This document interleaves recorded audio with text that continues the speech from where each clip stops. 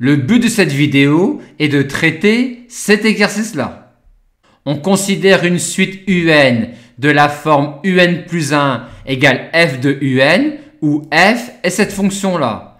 Et grâce aux variations de la fonction petit f, on nous demande de montrer cette inégalité-là pour n supérieur ou égal à 1.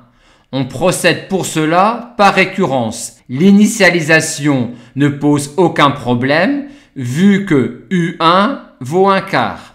Dans l'étape d'hérédité, on fixe un entier n supérieur ou égal à 1.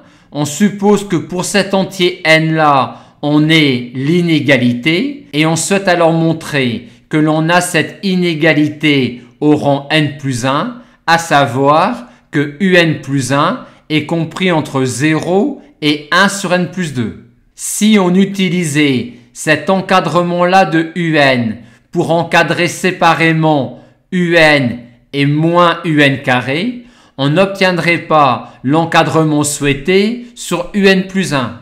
Aussi va-t-on utiliser les variations de la fonction petit f.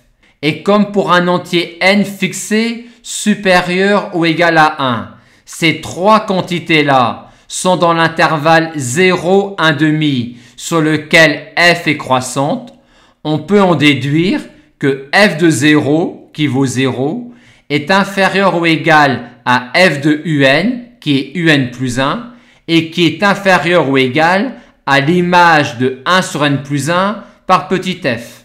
On montre ensuite facilement cette inégalité-là, ce qui achève de démontrer l'inégalité souhaitée au rang n plus 1.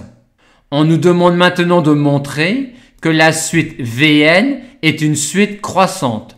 On calcule Vn plus 1 moins Vn.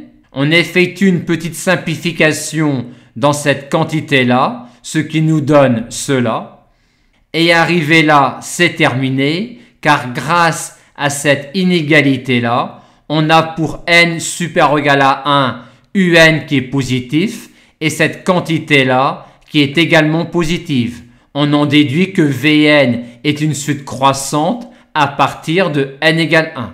Comme de plus, en multipliant cette inégalité-là par n, on obtient que Vn est compris entre 0 et 1. On en conclut que la suite Vn converge et que sa limite, elle, appartient bien au segment 0, 1. Suite de l'exercice. On nous demande maintenant de montrer cette inégalité-là à partir de n égale 1, inégalité qui est équivalente à NUN supérieur ou égal à U1, c'est-à-dire à Vn supérieur ou égal à V1, ce qui est évident, vu que l'on a montré précédemment que la suite Vn était croissante à partir de n égale 1. Dans la question suivante, on veut écrire une inégalité sur S2n moins Sn qui est une somme. On va donc, pour minorer cette somme, écrire une minoration sur UK. Or, on en a une.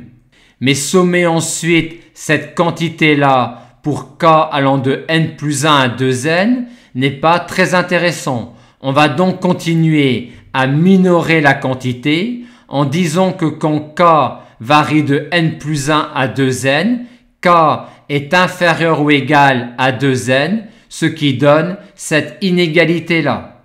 Et quand on somme cette inégalité-là pour k variant de n plus 1 à 2n, on obtient bien l'inégalité souhaitée.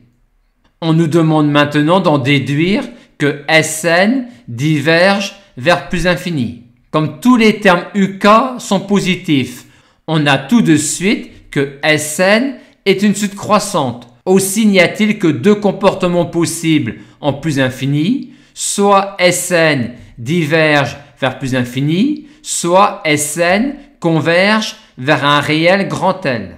Et pour montrer qu'il se passe cela, on va montrer que l'autre possibilité est impossible. En effet, si Sn convergeait vers grand L, on pourrait passer à la limite dans cette inégalité-là et on obtiendrait 0 supérieur ou égal à U1 sur 2, ce qui est absurde vu que U1 égale un quart. On en conclut donc que cette possibilité-là est impossible et que donc Sn diverge vers plus l'infini.